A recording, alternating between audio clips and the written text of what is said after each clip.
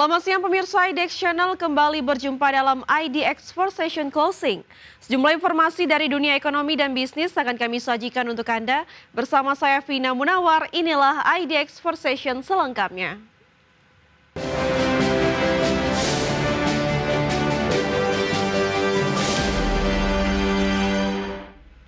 Kita ke informasi pertama pemirsa, pemerintah bersama Badan Anggaran DPR RI sepakat memperlebar defisit dalam rancangan APBN 2026.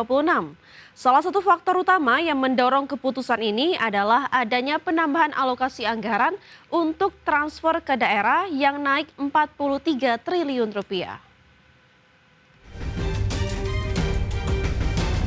Rapat kerja Badan Anggaran atau Banggar DPR RI dengan Menteri Keuangan Purbaya Yudisadewa menyepakati penambahan defisit rancangan APBN 2026. Laporan panja dan pengambilan keputusan tingkat 1 RUU APBN 2026 mengungkapkan defisit APBN 2026 dipatok sebesar 689,1 triliun atau 2,68% dari produk domestik bruto.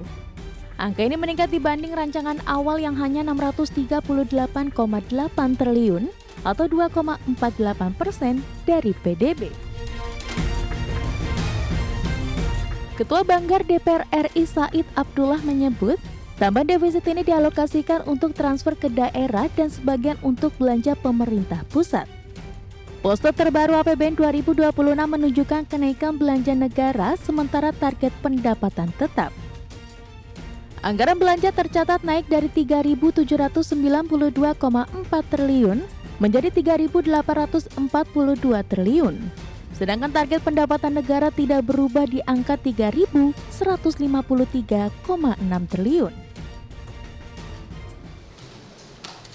Persentase defisit terhadap PDB yang awalnya 2,48 kini menjadi penyesuaiannya 2,68% atau ada kenaikan 0,2%. Pembiayaan tentu akan mengalami perubahan dari 638.807,6 menjadi 689.147,9.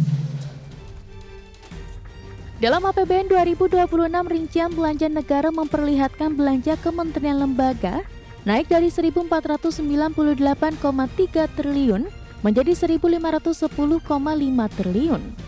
Sementara itu belanja non-KL justru turun tipis dari 1.644,1 triliun menjadi 1.639,2 triliun. Di sisi lain, anggaran transfer ke daerah mengalami lonjakan signifikan dari 650 triliun menjadi 693 triliun rupiah. Dari Jakarta, Raharjo Patmo, IDX Channel. Usai tambahan APBN 2026 disetujui Banggar DPR RI, Menteri Keuangan Purbaya Yudisadewa memastikan kesiapannya menambah program bantuan sosial bagi masyarakat. Purbaya menjelaskan bahwa selain beras 10 kg, bantuan pangan juga akan ditambahkan dengan minyak goreng 2 liter per bulan. Selain itu, Menkyu juga akan mengevaluasi belanja kementerian dan lembaga yang tidak terserap untuk dapat dialihkan ke program langsung bagi masyarakat. Seperti diketahui, Banggar DPR RI meminta agar pagu stimulus 16,23 triliun yang digelontorkan pemerintah benar-benar diarahkan untuk memperkuat daya beli masyarakat miskin dan rentan miskin. Kami akan monitor terus pembelanjaan pemerintah sampai dengan akhir Oktober ini. Saya akan safari lah kira-kira kementerian yang punya belanja besar. Saya akan monitor mereka bisa serap nggak sampai akhir tahun. Begitu kita perkirakan sampai akhir tahun kira-kira nggak ada serap, uangnya akan kami ambil, kami sebarkan ke program-program. Sementara itu pemirsa, kalangan ekonom menilai perubahan RAPBN 2026 harus tetap memprioritaskan pemanfaatan anggaran untuk kebutuhan masyarakat. Kepala Pusat Makroekonomi dan Keuangan Indef, M. Rizal Taufikur Rahman menegaskan banyaknya penambahan anggaran dalam revisi RAPBN 2026 yang disepakati Badan Anggaran DPR RI menandakan bahwa pemerintah tetap mengandalkan anggaran APBN sebagai pendorong peningkatan daya beli dan pertumbuhan ekonomi secara nasional. Namun Indef mewanti-wanti agar penggunaan APBN harus sesuai dengan peruntukan yang langsung bisa dirasakan masyarakat. Sementara khusus untuk anggaran belanja negara yang mencapai 3.842 triliun rupiah, perlu adanya pengawasan yang ketat dan sistem transparansi dan akuntabel agar tidak ada kebocoran anggaran. Selain menjaga disiplin fiskal ya dalam koridor batas defisit kurang dari 3%, maka ini menandakan kombinasi antara pertumbuhan, namun tetap harus dihitung ya, dengan tetap bertumpu pada konsumsi domestik. Itu yang penting, konsumsi domestik, kemudian penguatan ketahanan serta sinyal-sinyal prudent atas fiskal. Karena kebijakan Menteri Keuangan saat ini ya, terutama di dalam memanage fiskal, tentu akan berbeda gitu dengan pengelolaan fiskal waktu Bu Sri Mulyani ya, terutama prioritas-prioritas yang ditekankan dan juga prioritas-prioritas yang akan dilakukan. Pemirsa, Kementerian Koperasi melakukan serah terima jabatan Wakil Menteri Koperasi yang baru dilantik Presiden Prabowo Subianto. Dengan hadirnya Wamenkop baru, Farida Fariha, diharapkan mampu mempercepat sinergi dan kolaborasi target operasional Koperasi Merah Putih, khususnya pencairan platform pinjaman. Menteri Koperasi Ferry Juliantono yang sebelumnya menjabat Wakil Menteri Koperasi melakukan serah terima jabatan dengan Wakil Menteri Koperasi baru yakni Farida Fariha. Farida Fariha menggantikan Ferry yang diangkat menjadi Menteri Koperasi menggantikan Budi Aris Setiadi. Usai serah terima jabatan Menteri Koperasi Ferry Juliantono memastikan dengan hadirnya Wamenkop baru diharapkan menjadi pendukung baru bagi Kementerian Koperasi dalam mensukseskan Koperasi Desa Kelurahan Merah Putih. Menjadikan koperasi kembali menjadi sokoguru perekonomian nasional, menjadi badan usaha yang mampu mengejar ketinggalan dari badan usaha yang lain, dan secara khusus untuk kegiatan tahap operasionalisasi Koperasi Desa Kelurahan Merah Putih ini, kita sudah sebenarnya dari sejak minggu lalu sudah melaksanakan tahap sosialisasi tata cara pencairan plafon pinjaman yang sudah disediakan oleh bank-bank himbara. Sekaligus juga kita sudah melakukan sosialisasi kepada dinas-dinas, satgas di tingkat provinsi dan kabupaten kota untuk mensosialisasikan tata cara pembuatan proposal bisnis dari setiap Koperasi Desa Kelurahan Merah Putih. Diharapkan pada bulan Oktober mendatang terdapat 20.000 koperasi desa sudah dapat beroperasi secara efektif.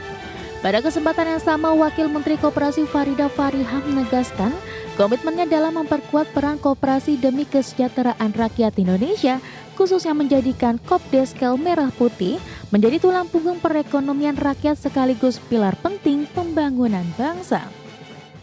Saya lahir di desa, besar di organisasi yang tentu saja sangat lekat dengan kebersamaan dan kegotong royongan. Terkait dengan koperasi, di organisasi kami juga ada koperasi. Saya di Fatayat NU ada koperasi juga, Bapak. Di Perempuan Bangsa juga ada koperasi perempuan. Jadi saya kira pengalaman-pengalaman dan proses-proses itu bisa melengkapi, nanti bermanfaat untuk kinerja-kinerja di sini.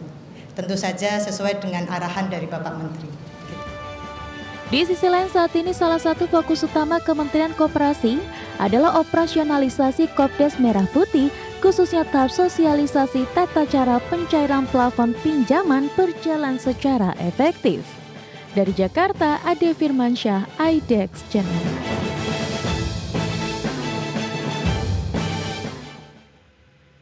Pemirsa, kami akan kembali usai jeda berikut ini, tetaplah bersama kami.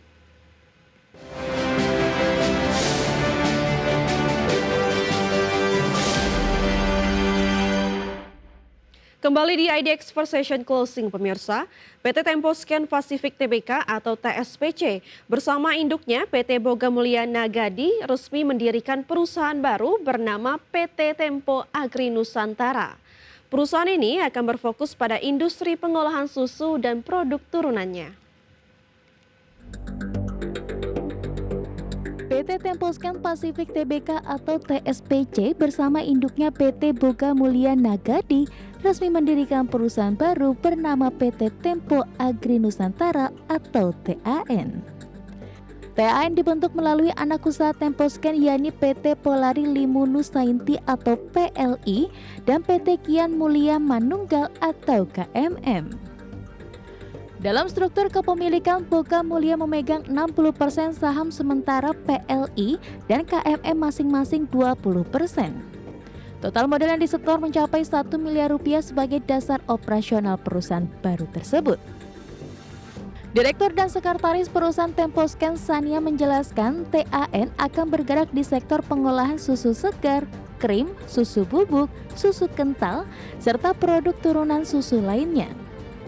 Selain itu, cakupan usaha TAN juga meliputi pertanian, peternakan, perdagangan, dan jasa pendukung lainnya. Sania menyampaikan pembentukan entitas ini sebagai bagian dari strategi ekspansi bisnis perseroan di industri pangan. Adapun industri pengolahan susu sendiri bukan hal baru bagi Tempo Scan. Lewat KMM, perseroan telah memproduksi susu bubuk untuk bayi dan balita dengan merek Vidoran. Produksi tersebut dilakukan melalui 2 pabrik yang berlokasi di Surabaya dan Cikarang, sehingga keberadaan TAN diharapkan memperkuat posisi perusahaan di sektor nutrisi dan kesehatan. Berbagai sumber, IDX Channel. PT Kawasan Industri Jababeka Tbk terus mendorong inovasi dalam pengembangan kawasan industri terintegrasi di Indonesia. Salah satu upaya strategis adalah pengembangan Cikarang Dry Port, inland port pertama di Indonesia yang berlokasi di dalam kawasan industri Jababeka guna mendukung aktivitas industri di koridor Bekasi dan Karawang. Kija terus mendorong inovasi dalam pengembangan kawasan industri terintegrasi di Indonesia. Persero menyampaikan bahwa Cikarang Dry Port berperan penting sebagai fasilitas logistik strategis yang mempercepat arus distribusi barang bagi industri di kawasan tersebut. Posisi dry port yang terintegrasi dengan kawasan industri memudahkan proses pengiriman dan pengelolaan barang sehingga meningkatkan efisiensi dan daya saing industri nasional. Pengembangan kawasan industri terintegrasi ini juga termasuk penyediaan infrastruktur pendukung seperti fasilitas pergudangan, transportasi, dan layanan teknis yang memenuhi standar global.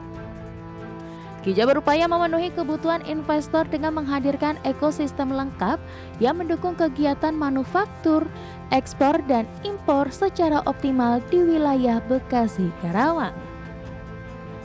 Manajemen Kija optimistis dengan inovasi dan investasi berkelanjutan kawasan industri terintegrasi ini dapat menjadi motor utama pertumbuhan industri nasional. Dengan keberadaan dry port dan fasilitas modern lainnya, Kija siap menyambut ekspansi dan peningkatan aktivitas bisnis dari berbagai sektor industri. Pengembangan kawasan industri terintegrasi oleh Jababeka melalui Cikarang Dry Port memperkuat posisi Indonesia dalam rantai pasokan global. Kija menghadirkan solusi inovatif yang mendukung produktivitas dan daya saing industri dalam jangka panjang. Berbagai sumber, IDX Channel. Pemirsa, PT Paperworks Indonesia Tbk memproyeksikan bahwa kinerja bisnisnya pada tahun 2025 tidak akan mencapai target yang telah ditetapkan di awal tahun. Meski demikian, perusahaan masih melihat potensi pertumbuhan positif sekitar 10% dibandingkan pencapaian tahun sebelumnya. PT RI memproyeksikan bahwa kinerja bisnisnya pada tahun 2025 belum akan mencapai target. Persero menyatakan bahwa kondisi pasar kemasan kertas tahun ini masih diwarnai berbagai tantangan, mulai dari fluktuasi harga bahan baku hingga ketatnya persaingan. Hal ini membuat target awal tahun sulit tercapai, namun perusahaan optimistis dengan langkah-langkah strategi yang diterapkan sehingga masih bisa mencatat pertumbuhan bisnis sekitar 10%. PPRI fokus pada peningkatan efisiensi operasional dan inovasi produk untuk menjaga daya saing di pasar kemasan kertas. Perusahaan juga terus meningkatkan pelayanan dan jangkauan pasar guna membuka peluang baru dalam segmen industri yang semakin berkembang dan permintaan kemasan yang meningkat di berbagai sektor. Manajemen PPRI tetap optimistis bahwa dengan adaptasi cepat terhadap kondisi pasar dan pemanfaatan peluang serta dukungan pelanggan setia, pertumbuhan bisnis di 2025 akan tetap positif meski tidak sesuai target awal. Fokus utama kini adalah menjaga stabilitas produksi dan kualitas produk agar dapat terus memenuhi kebutuhan pasar. Walau menghadapi tantangan dan kinerja tahun ini tidak sesuai target awal, PT Pepperbox Indonesia yakin pertumbuhan positif tetap dapat diraih. Perusahaan berkomitmen untuk terus berinovasi dan beradaptasi demi mendukung pengembangan bisnis jangka panjang. Berbagai sumber, IDX Channel. Pemirsa, PT Pyridam Pharma Tbk melalui anak usahanya Pobriotech resmi memulai operasional pabrik baru di Kemps Creek, New South Wales, Australia. Dengan luas mencapai 36.000 meter persegi, fasilitas ini menjadi pusat pengemasan primer dan sekunder terbesar dan terlengkap di Australia dan siap mendukung ekspansi bisnis farmasi secara global. PYFA melalui anak usahanya Pobriotech resmi memulai operasional pabrik terbaru di Australia. Persero menjelaskan bahwa pabrik Pobriotech Multipack di Kramchuk ini mengusung standar produksi tinggi sesuai Good Manufacturing Practice, lisensi dari Therapeutic Good Administration Australia, serta sertifikasi Australian Pesticide and Veterinary Medicine Authority. Fasilitas ini fokus pada layanan co-packing produk farmasi dan fast moving consumer good dengan teknologi otomasi canggih. Langkah konsolidasi 4 fasilitas produksi menjadi satu kompleks besar bertujuan meningkatkan efisiensi biaya overhead hingga 3,5 juta dolar Australia per tahun dan menggandakan kapasitas produksi. Pabrik ini juga mengintegrasikan pemanfaatan energi terbarukan sebanyak 30% dari kebutuhan operasional sejalan dengan komitmen PYFA pada keberlanjutan lingkungan. PYFA optimistis dengan beroperasinya pabrik ini pada akhir Oktober 2025 akan memperkuat posisi perusahaan di pasar farmasi Australia dan membuka peluang penetrasi pasar ekspor global. Selain di Australia, PYFA juga tengah memperkuat kapasitas domestik melalui fasilitas etika industri farmasi yang akan diresmikan tahun ini sebagai bagian dari strategi pertumbuhan berkelanjutan. Berbagai sumber, IDX Channel. Pemirsa, kita beralih ke update IHSG pada penutupan sesi pertama hari ini, di mana IHSG hari ini ditutup melemah 0,06% ke level 8.003,39. Adapun IHSG tadi pagi dibuka di level 7.996 dan sempat menyentuh titik tertinggi di level 8.036. Adapun 280 saham mengalami penguatan, 356 saham mengalami pelemahan, dan 160 saham mengalami tidak berubah atau stagnan. Adapun pemirsa, saham-saham mengalami penguatan tertinggi atau top gainers antara lain ada BRPT yang mengalami penguatan di 4,14%, PTRO mengalami penguatan di 6,31%, CDIA mengalami penguatan di 5,65% dan Antam mengalami penguatan di 3,22%. Sementara dari top losers pemirsa ada Tobai mengalami penurunan 4,4%, Brand mengalami penurunan di 2,2%, BBNI mengalami penurunan di 1,61% dan Bufa mengalami penurunan di 5,75%. Sementara dari pergerakan sektoral pemirsa, industri mengalami penguatan di 1,31%, barang baku mengalami penguatan di 0,78%, sementara properti mengalami penurunan di 0,07% dan teknologi juga mengalami pelemahan di 0,45%. Pemirsa, kami akan kembali usai jeda berikut ini. Tetaplah bersama kami di IDX First Session Closing.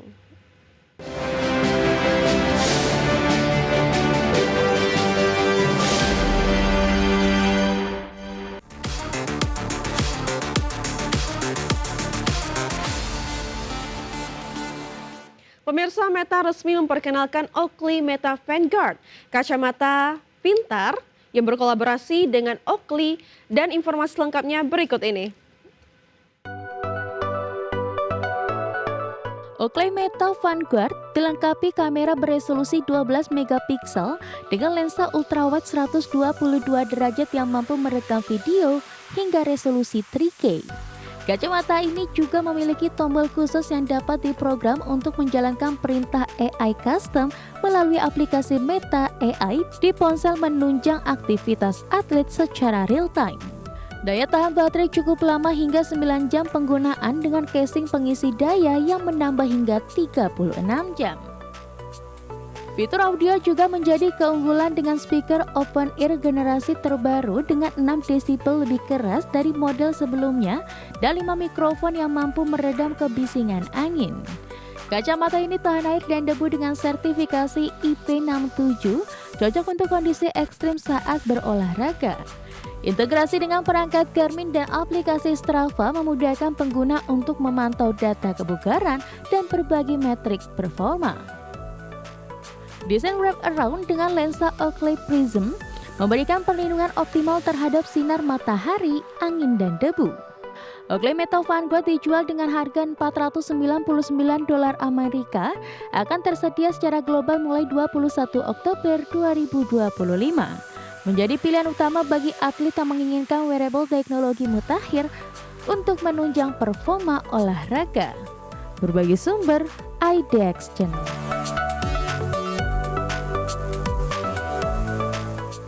Pemirsa, Aner resmi meluncurkan Aner Pad 10, tablet premium yang disematkan fitur kecerdasan buatan alias AI canggih untuk mendukung produktivitas penggunanya.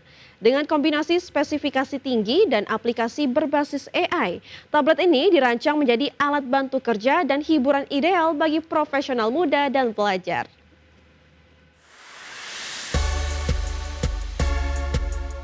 Honor Pad 10 dilengkapi layar IPS LCD berukuran 12,1 inci dengan resolusi 2.5K dan refresh rate 120 Hz yang dapat disesuaikan memberikan tampilan tajam dan responsif.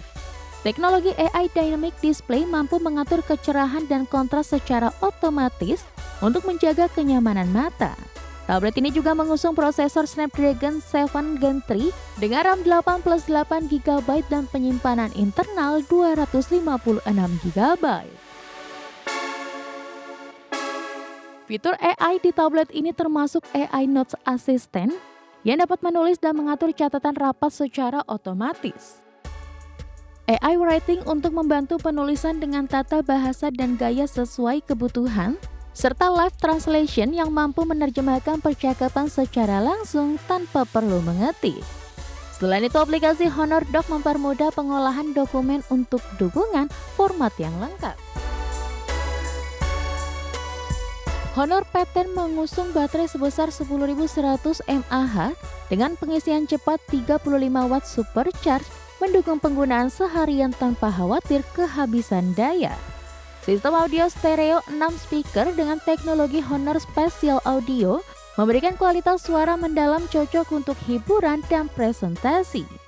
Tablet ini menjalankan sistem operasi Android 15 dengan antarmuka Magic OS 9.0 yang responsif dan kaya fitur.